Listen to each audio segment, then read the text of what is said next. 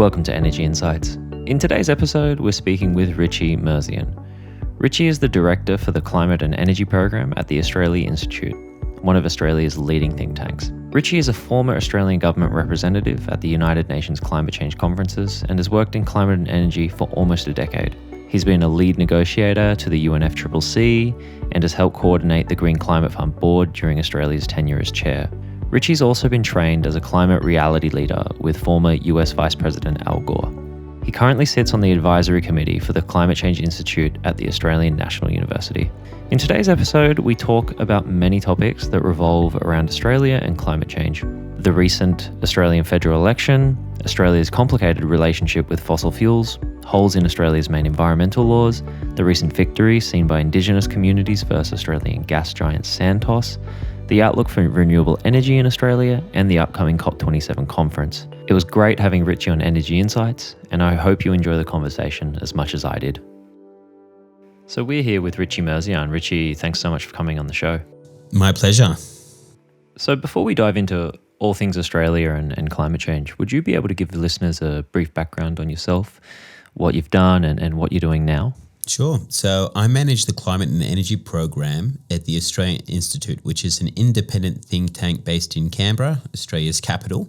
And the Climate and Energy Program, which is part of the multidisciplinary work of the Institute, covers all things around Australia's domestic emissions. So that's our electricity, our transport, industry, agriculture, as well as what we supply to the world, all of Australia's coal and gas, and then the impacts from climate change, as well as Australia's role internationally. So it's a big program that covers all the bases.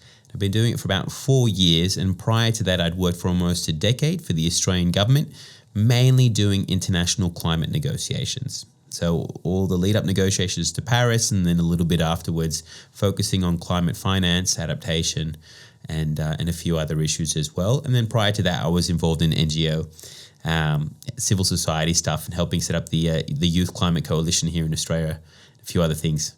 Now, I know it's a complicated story, but I wanted to begin by getting your interpretation on Australia's relationship with climate change, given that a large part of it has been identified as at risk. So from your vantage point, how would you describe the country's climate action and also climate advocacy over the decades? Yeah. Australia's relationship to climate change is an unfortunate one. I mean, from day one, from the Rio Convention on Climate Change in the early 90s, Australia didn't send its leader. It sent its environment minister with the caveat that Australia would only do things that didn't harm its economy. And there's always been this precious place that Australia's fossil fuels, which back then was coal, but now is just as much natural gas, have in how we deal with this issue. And Australia's diplomacy on climate change has always made sure that it could protect fossil fuels. And so it's unfortunately there's been some rare moments where Australia has managed to break through and really act as a global citizen, act in the global interest. But for the most part, it's been a history of protecting its fossil fuel interests that have only grown over the last 30 years. So given that, if we take that history into account, the recent federal election in Australia saw a major shift in how climate change was viewed. Could you give us a breakdown on what we saw, and what do you think the major catalysts were for such a shift in public conversation, and also a shift in the government's perception of climate change? Yeah, it's a great question. It's one that many have asked, because we all thought that 2019 would be the climate election. We thought, the time had come. There was enough public interest. The Australian Institute does an annual survey of Australian attitudes to climate change. This has been going on since 2007. And we saw an increasing concern for climate, an increasing interest in Australia playing a better role. So we all thought 2019 would be it. It wasn't. Instead, it was this year, 2022. So what really changed in those 3 years? And I reckon it comes down to 4 things. Firstly, the last 3 years have been bookended by climate impacts. Australia had those devastating black summer bushfires in 2019, 2020 over our summer. And then this year we've had devastating floods, both of them supercharged by climate change and recognized as such. The second thing is the economics have changed. Renewables are now the cheapest way that we can make power in Australia. And businesses have shifted. Many businesses have taken on net zero pledges. And a great example is the Business Council, the lobby for big industry in Australia. In 2019, they said a 45% emission reduction target was, I quote, economy wrecking. And in 2022, they said the government needs to adopt a 50% emission reduction target. 45 to 50 is where it needs to go. So you see how far they've moved themselves. The third is that we had a number of independent candidates where you had people actually stand up for climate change and integrity in traditionally conservative voting areas because they were so disappointed in what the government had done. And that gave a very clean, clear vehicle for people to channel their frustrations in a way we've never seen before. And you had 7 of these independents elected in the last election. And the last one is international pressure. Australia was clearly becoming the pariah. The UK was leading on Glasgow, despite it being a conservative government. Biden had gotten back in. Australia was saying we don't even want to attend Glasgow and then being shamed. Even the Queen took a pot shot at our leader for not wanting to go there, God rest her soul. And so all that culminated in an election where climate change was top of the agenda. And as a result, we have a government that has already increased our target, and you have a supermajority of politicians holding the government to account on climate change. So, despite the good news, there is still the inconvenient fact that Australia still relies on fossil fuels domestically and exports them internationally. But I wanted to get your reaction on the new approvals that just went through for new oil and gas exploration fields, and I think it totaled around 47,000 square kilometres that took place recently. What were the kinds of justifications that were given for this, and how does that interact with Australia's new 2030 and 2050 carbon reduction goals? Yeah, look, this is where we have to bring people back down again, which is always the case with Australia's climate work. Australia is a major fossil fuel exporter. It's the 3rd largest fossil fuel exporter in the world after Russia and Saudi Arabia, according to our research. And if you look at the emissions embedded in that coal and that gas, then it's more than twice the size of what Australia emits domestically. So if you think about its carbon footprint, it has an oversized role in terms of what it deals to the world, and it's fantastic at dealing that problem.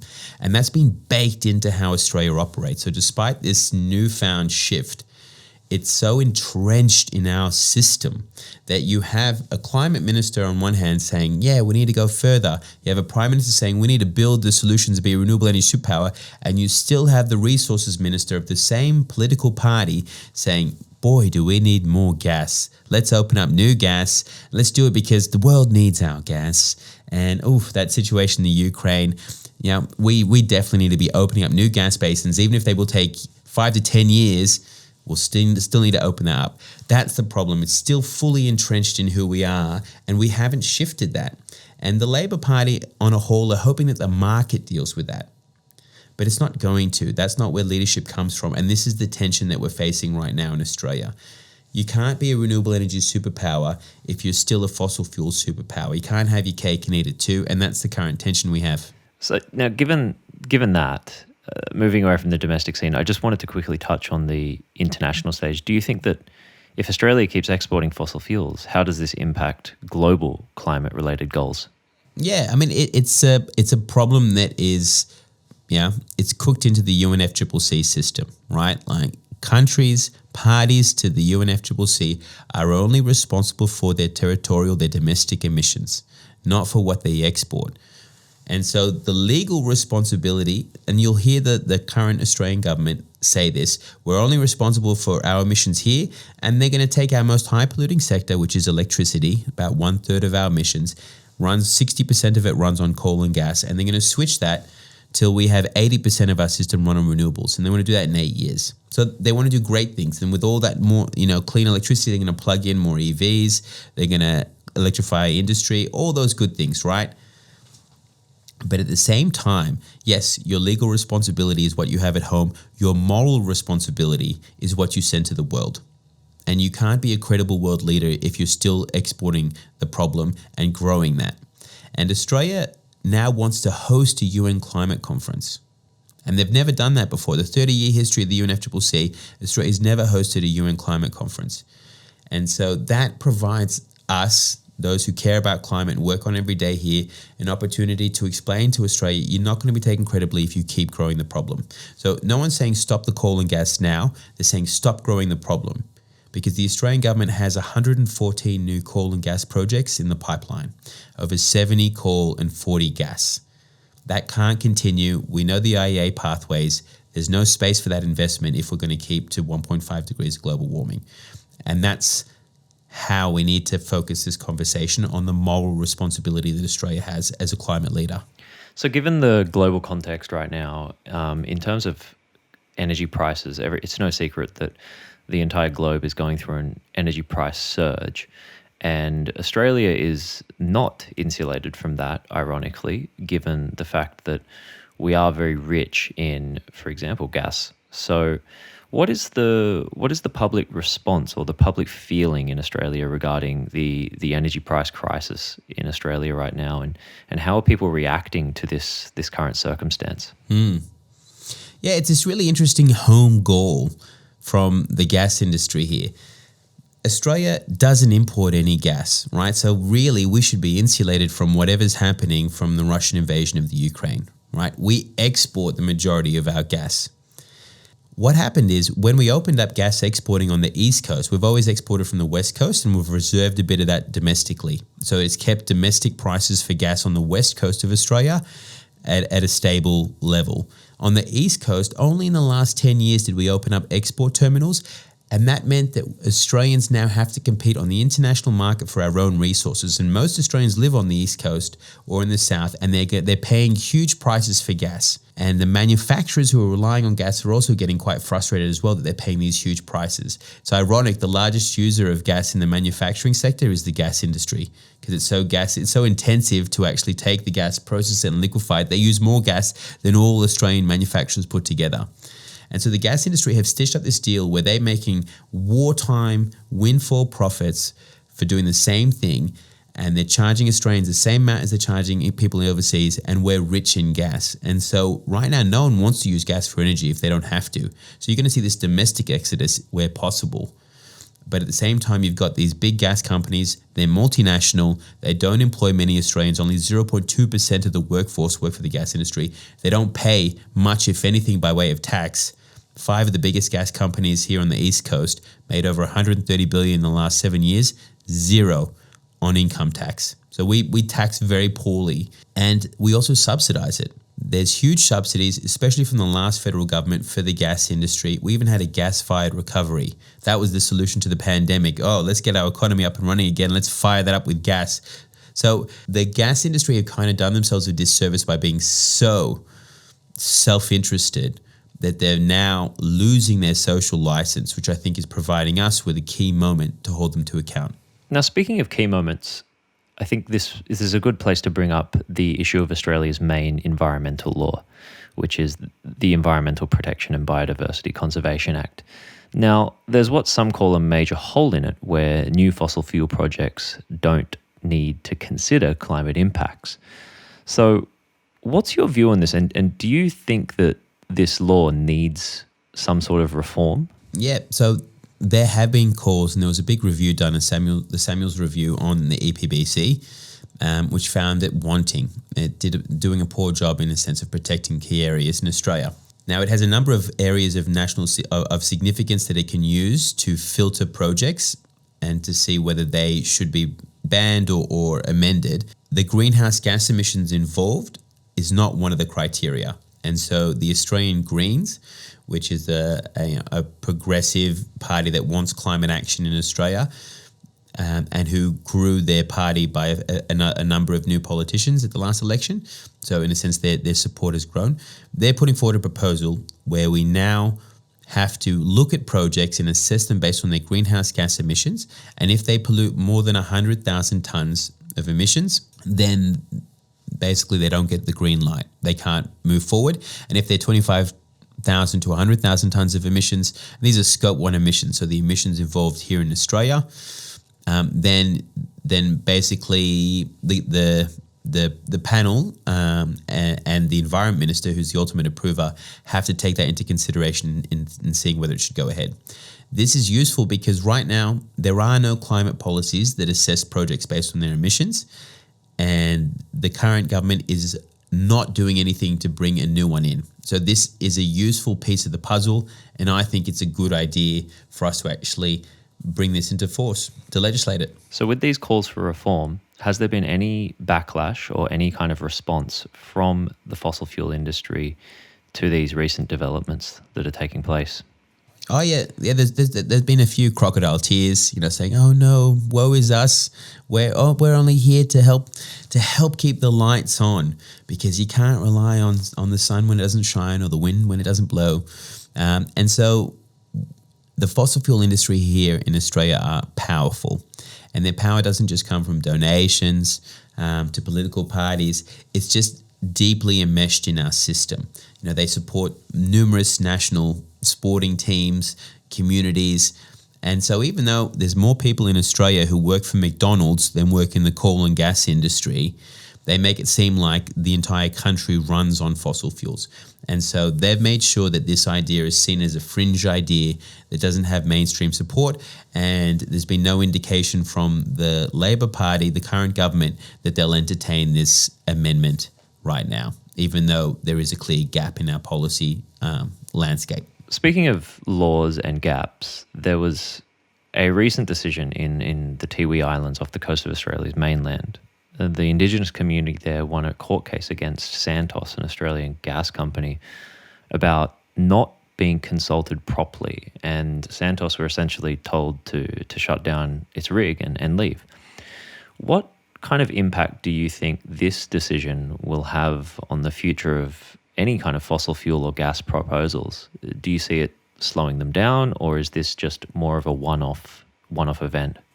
I think it's a useful indication that we're not going to just fast track these projects like we've done in the past. Like, the previous government was very much in support of expanding our fossil fuel production as much as possible. And so the failure to properly consult the indigenous groups in the Tiwi Islands about accessing the Barossa field, I think, is a good example of how hard it is as well to push these projects through. A lot of it has been brushed over in the past because they've had the support of state and federal governments, and now that climate change is more front and center, now that we know better in terms of how to actually communicate these problems, I think there's a real opportunity to set what the benchmark should be around how these projects should unfold. I think the EPBC amendment that we just talked about, the climate trigger, is a good example of a growing interest more broadly from indigenous groups, from environmental groups, from other stakeholders, to be a lot more circumspect about how we proceed with fossil fuel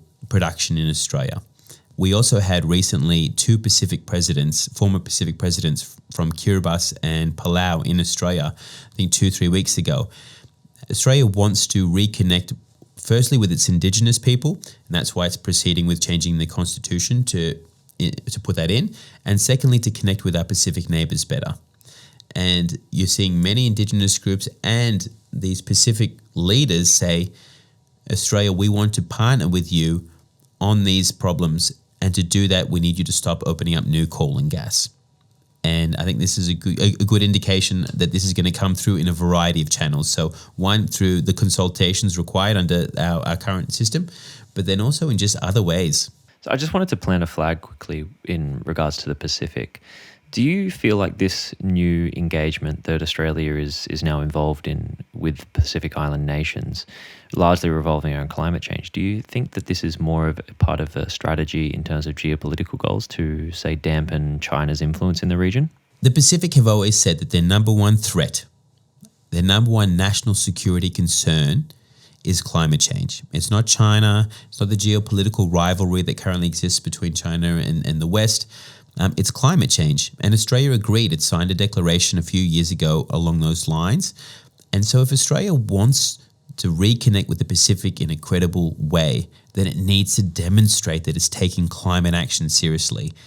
And, Anote Tong, President Tong and President Romengesau from Kiribati and Palau said this in no uncertain terms. Please stop opening up new coal and gas. That is what we ultimately want. President Tong wrote to all world leaders ahead of the Paris Agreement in 2015 asking for this. And it's the same ask. So they haven't changed what they're asking. What's changed is Australia's interest in actually working with them. And Australia's bid to host a UN climate conference is done with the condition self-made by this new government that it wants to partner with the Pacific countries.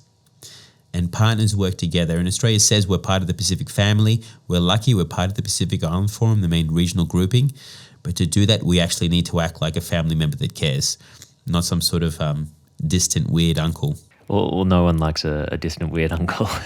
So I wanted to jump over to a recent speech made by the Minister of Climate Change and Energy, Chris Bowen, that he gave at the Centre for Strategic and International Studies in the US recently. There was a lot there that seemed as though Australia was playing its hand with climate diplomacy. He mentioned that the Australia and the US need to look into strengthening renewable tech manufacturing and supply chains. Now, without mentioning China by name, he warned that the vast majority of renewable tech manufacturing was concentrated there, and that presented a risk to security and supply. How do you see this playing out, and does it make sense for Australia to boost its renewable tech manufacturing base and strengthen its supply chain with allied countries like the US? Yeah, this makes total sense. And if we had a government that was cognizant to the shifting, tides and the ever-growing need for a green revolution, we would have been on this 10 years ago. The majority of tech that goes into solar panels today was derived from research done in Sydney, Australia, at the University of New South Wales, and then was taken to China and produced there. Australia's and so we've missed out on opportunities in the past. Now Australia has the opportunity to manufacture so many of these solutions to climate because we have all the rare earths and minerals. We have all the ingredients you need to build batteries or to build a number of these solutions. We've got an ample land to take renewables and turn it into green hydrogen if we really think that's a legitimate tech. There's a project to build a cable connecting the north of Australia to Singapore so we can pump electricity into Asian mainland. All this is possible. The new US Inflation Reduction Act has within it a requirement that the US source a good chunk of their resources for the production of these green goods from free trade partners like Australia. So all of this is lining up for Australia to potentially build the solutions and to live that mantra put forward by the Prime Minister to be a renewable energy superpower. But it does have to come at the trade-off of being a fossil fuel superpower. And we need to shift our energy, our diplomacy, our investments from continuing to produce fossil fuels and opening up new fossil fuels into these new techs. Otherwise, we're going to slip behind. So it's all good that the framing is there, but it needs to be backed up by action, and that's the opportunity. So if we look at the time frame here, and we're already seeing pretty drastic climate impacts across the world, do we have enough time to do this? Does Australia have enough time to get this together? Yeah, look, you have to be an optimist to work on climate policy in this country. I think it's still possible. It is entirely still possible. Fortunately, the state governments in Australia, the subnational governments, have already been on this. They were the first to commit to net zero. They're looking at, New South Wales is manufacturing electric buses. South Australia is looking at building up batteries. Western Australia is building one of the world's largest green hydrogen projects. Queensland announced the world's largest pumped hydro. We have all the ingredients we need to do that here, and fortunately there's been a number of actors that have already gotten that started. Hopefully, with the federal government now on the same page, we can actually get there. But what you can't do is still entertain the same kind of conversations that we have around, endlessly opening up new fossil fuels. That will just undermine this entire venture. Now, there's a lot of good news in there, and we've got COP27 coming up. Yet, we've also got a whole range of issues that are competing with climate action. There's blackouts in a lot of developing countries. There's an energy price crisis facing several countries. There's a resurgence of coal in some nations. How do you see Australia's role at COP27, and do you think it could serve as an example that things can indeed change despite historical challenges? So I think COP27 will be a hard COP. I've gone, this will, I think, be my 10th COP. And there's always a bit of buyer's remorse after a big political COP that clinched a big deal. And on top of that, you add this energy crisis that most countries are going through, and inflation and the current tensions that have, dislocated key dialogues like between China and the US. So I think it's going to be quite a hard COP that'll struggle to have a unified, clear message of continued support for the shift this decade, the decisive decade, as they put it. And on top of that, there's all these other stories coming out of the Egyptian presidency and how that's working as well. So within that context, Australia is one of the few good news stories. We've increased our nationally determined contribution to 43% cut on 2005 levels by 2030. That's a significant jump from 26% where it was, but obviously falls short of a more ambitious target in line with 1.5 degrees. Australia is looking at hosting a COP, so it'll be negotiating with other countries to get their support. And Australia has increased its climate finance. It still has a fair way to go. Australia hasn't joined the Green Climate Fund again. It pulled out in 2018 and it hasn't rejoined, and that's a key gap. So there's still space for Australia to move forward. Australia hasn't joined many of the pledges that Glasgow arranged on the margins of the COP last year. But Australia is ultimately a good news story because it's gone from being perceived as a wrecker to hopefully a broker. And in the past, Australia insisted on, using dodgy Kyoto credits to avoid having to reduce emissions, a whole variety of things that gave cover to other laggards. Now Australia is in the camp of actually pushing for more, and I think that's a really useful space for Australia to play. They'll have a pavilion there to showcase some constructive stories and good ideas, whereas last year the pavilion that Australia put on showcased more fossil fuel production. Well, Richie, fingers crossed there'll be more good news ahead, and it's been wonderful talking to you, but being mindful of your time, thank you very much for coming on Energy Insights. But before we let you go, could you let listeners know where they can find you or the Australia Institute on social media? Yep, no problem. So you can follow me on Twitter at Richie, Richie, Merzian, Merzian, all one word, and the Australia Institute at the Oz Institute, all one word as well. Also check out our website. All the research I was quoting is on there. It's publicly available about Australia being the third largest exporter of fossil fuels. Currently, we're going through a big transition in terms of reforming our climate policies, so a lot of our work on there will go up there. And there's the other conversation that we need to have globally is around carbon credits, because in Australia, they've been relatively dodgy and haven't helped reduce our emissions. And I think there's this broader UN panel that's looking into greenwashing and carbon credits more globally. And I think that's a real area that we need to keep our eye on, because if carbon credits continue to be dodgy, they're not going to help us get to net zero. And so you can find our work on that issue as well, all on our website. Great. Thanks so much, Richie. It was wonderful talking to you. My pleasure. Cheers. If you like this episode of Energy Insights, please don't forget to subscribe to our podcast channel, share it with your network, and follow us on social media. For all our other content, head to energytracker.asia for more. Thanks again for listening, and we'll see you again on Energy Insights.